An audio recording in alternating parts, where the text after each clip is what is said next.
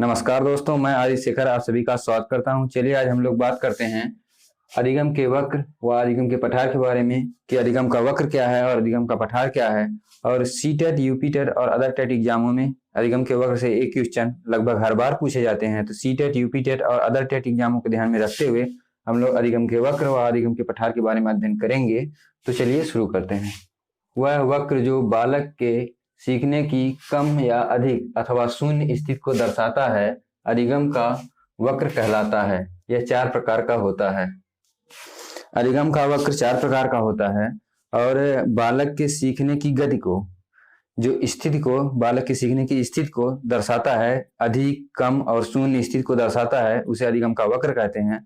अर्थात चित्र के माध्यम से जो स्थिति को दर्शाता है, बालक के सीखने की स्थिति को, कम, ज्यादा और अधिक की स्थिति को दर्शाता है, उसे अधिगम का वक्र कहते हैं। तो चलिए अधिगम के वक्र के बारे में अध्ययन करते हैं। तो 4 प्रकार के अधिगम के वक्र हैं। पहला जिसमें है सरल रेखीय वक्र। जब बालक के सीखने की गति एक समान होती है तथा उसमें कोई परिवर्तन नहीं होता है तो उसे सरल रेखीय वक्र कहते हैं। आप चित्र में देख ही सकते हैं कि इस प्रकार चित्र बना हुआ है।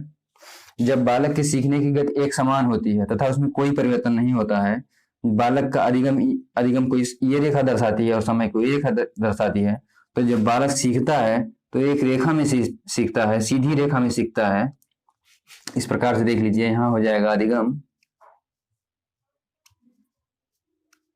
यहाँ हो जाएगा अधिगम और यहाँ हो जाएगा समय।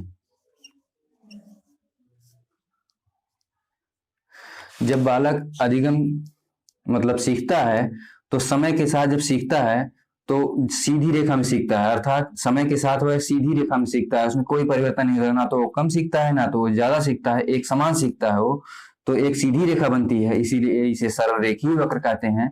इस प्रकार से आप देख कर अनुमान लगा सकते हैं कि यह रेखा सीधी जा रही है, अर्थात बालक जो है एक समान रूप से सीख रहा है, सीधे समय के साथ एक समान रूप से सीख रहा है। तो इस प्रकार से हो जाएगा सरल रेखीय वक्र और एक सीधी रेखा है, इसलिए सरल रेखीय वक्र इसे कहा जाता है।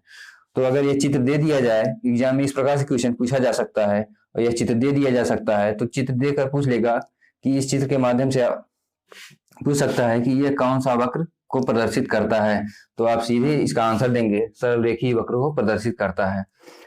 इस प्रकार से भी क्वेश्चन पूछा जा सकता है, बालक के सीखने की गति एक समान है तो कौन सा वक्र होगा, तो आप सीधे आंसर में देंगे सरल रेखीय वक्र। तो इस प्रकार से आप समझ गए होंगे सरल रेखीय वक्र क्या है। सरल रेखीय वक्र में समय के साथ बच्चा समान रूप से सीखता है, उसे सरल रेखीय वक्र कहते हैं, क्योंकि समान रूप से सीखेगा तो सीधी रेखा में उसका ग्रोथ होगा। इस प्रकार से वह सरल रेखीय वक्र हो जाएगा, इस प्रकार से वह सरल रेखीय वक्र में सीखेगा। उसके बाद का है पॉइंट उन्नतोत्तर वक्र। जो दूसरा वाला वक्र है उसे उन्नतोत्तर वक्र कहते हैं। इसके अदर नाम भी है, जो अन्य नाम है नकारात्मक वक्र, घटनशील वक्र, उत्तल वक्र। इसे अन्य नाम जो है उनके नामों से जाना जाता है, इनको भी याद रखना जरूरी है। नकारात्मक वक्र, घटनशील वक्र, उत्तल वक्र।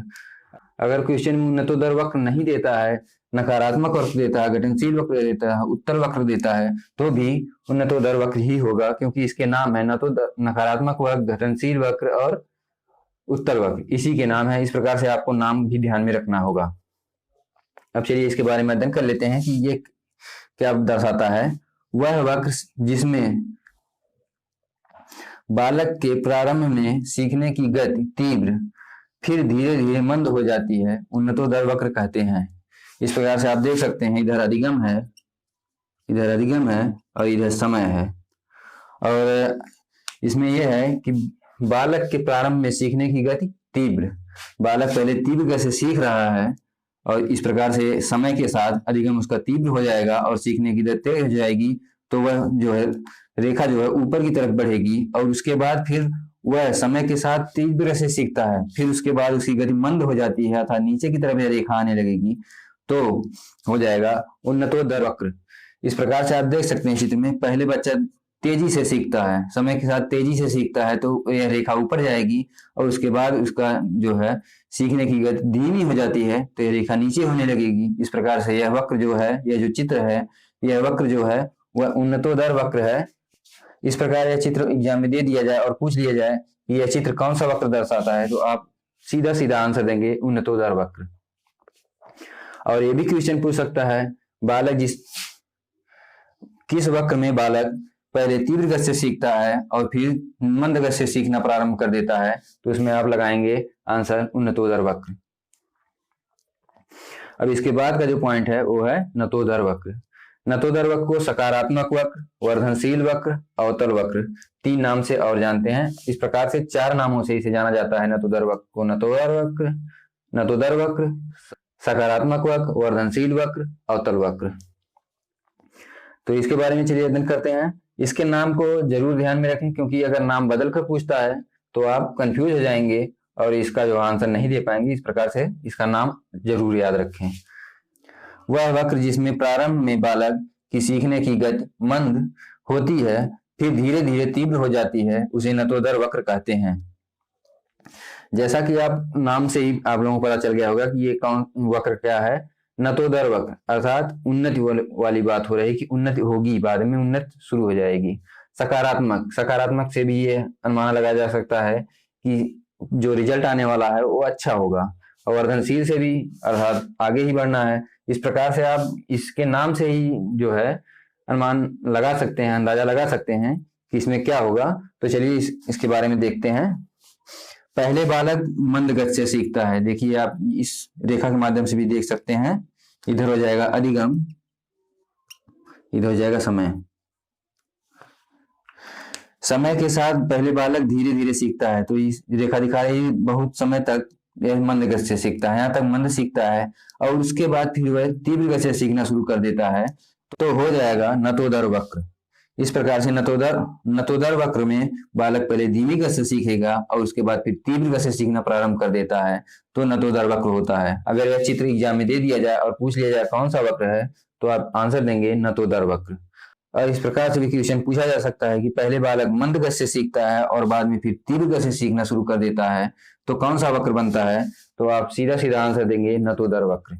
और इसके बाद चौथा जो है उसे मिश्रित वक्र कहते हैं। मिश्रित वक्र को यस प्रकार का वक्र और सीढ़ीदार वक्र भी कहते हैं।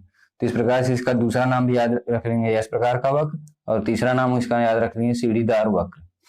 तो इसमें देखिए बात करते हैं कि क्या है मिश्रित वक्र में, वह वक्र जिसमें बालक के सीखने की गति कभी तीव्र तो कभी मंद हो जाती है, उसे मिश्रित वक्र कहते हैं। ये देखिए है अधिगम, यह रेखा अधिगम को दर्शाती है, यह समय को दर्शाती है। इसमें जब बालक के सीखने की गति कभी तीव्र, अब ऐसे बालक की सीखने की गति तीव्र हुई, फिर उसके बाद मंद हो गई, फिर उसके बाद तीव्र हो गई, फिर उसके बाद मंद हो गई, फिर तीव्र हो गई, फिर मंद हो गई। तो इस प्रकार से जब अधिगम की सीखने की गति जो है कभी तीव्र होती है कभी मंद होती है, तो जो है इस प्रकार का जो वक्र बनता है, इस वक्र को अधिगम का मिश्रित वक्र कहते हैं। इस प्रकार से मिश्रित वक्र जो होता है उसकी जो सीखने की गति होती है कभी तीव्र होती है, कभी मंद होती है, कभी तीव्र होती है, फिर मंद होती है। इस प्रकार से यह यश का आकार भी बन रहा है। यहाँ पर देख सकते हैं कि यश का आकार बन रहा है, यहाँ से यहाँ पर, तो यश का आकार भी बन रहा है। तो इस प्रकार से इसे यश प्रकार का वक्र भी कहते हैं। और सीढ़ीदार वक्र इसलिए कह रहे हैं क्योंकि ये सीढ़ीनुमा ऊपर नीचे हो रहा है, इसलिए सीढ़ीदार वक्र भी इसे कहते हैं। इस प्रकार से अगर पेपर में यह चित्र दे दिया जाए तो पूछ लिया जाए कि यह कौन सा वक्र दर्शाता है, किस वक्र को दर्शाता है, तो आप उत्तर में देंगे मिश्रित वक्र को दिखाता है, मिश्रित वक्र को दर्शाता है। और अगर जो है यह क्वेश्चन बन जाए बालक के सीखने की गति कभी तीव्र होती है तो कभी मंद होती है, तो कौन सा वक्र बनेगा? तो आप बताएंगे आंसर में मिश्रित वक्र बनेगा, जो कि चौथे नंबर पे है, चौथा वक्र मिश्रित वक्र। अब इसके बाद बात कर लेते हैं अधिगम के पठार की बात करते हैं। अधिगम पठार क्या होता है? यह क्वेश्चन बहुत बार एग्जाम में पूछा जा चुका है, इसको अच्छे से याद रखेंगे और ध्यान से पढ़ेंगे। चलिए यहाँ ध्यान लगा कर पढ़िए, अच्छे से पढ़ते हैं। वह स्थिति जिसमें बालक के सीखने की गति रुक जाती है, ना उन्नत ना तो अवनत होती है, ऐसी स्थिति को अधिगम का पठार कहते हैं। अधिगम का पठार उसे कहते हैं जिसमें बालक के सीखने की गति एकदम रुक जाती है। अब सीखने की गति कैसे रुकती है? यहाँ देखिए सीखना शुरू करता है बालक, यह रेखा दिखा रही है उसके अधिगम की सीखने की गति को, और यह समय है और यह है अधिगम। जितनी ऊंचाई पर जाएगा उतना अधिगम उसका तेज होगा, वह इतना तेज सीखेगा, और जितना इधर जाएगा उतनी समय बीतती जाएगी, उतना समय लगेगा उसके सीखने में। तो इस प्रकार से यहाँ से सीखना शुरू करता है और इसकी गति बढ़ती ही नहीं है, एकदम रुक सी जाती है और वह डायरेक्ट उसी रेखा पर सीधी चलता रहता है। इस प्रकार से उसके सीखने की गति ही रुक जाती है और इसी रेखा पे ही पड़ा रह जाता है।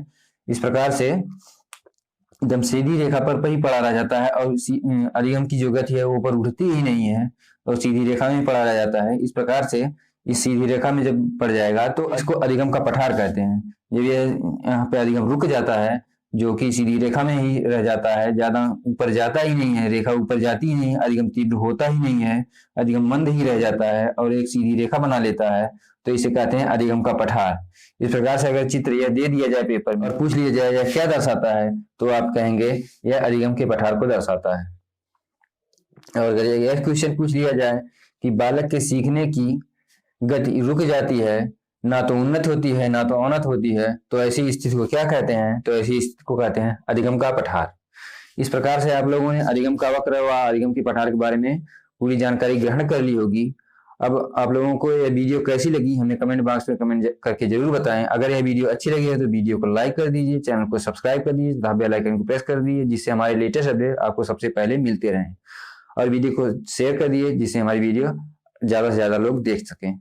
इस वीडियो में बस इतना ही। अब आपसे मिलेंगे अगली वीडियो में, तब तक के लिए नमस्कार।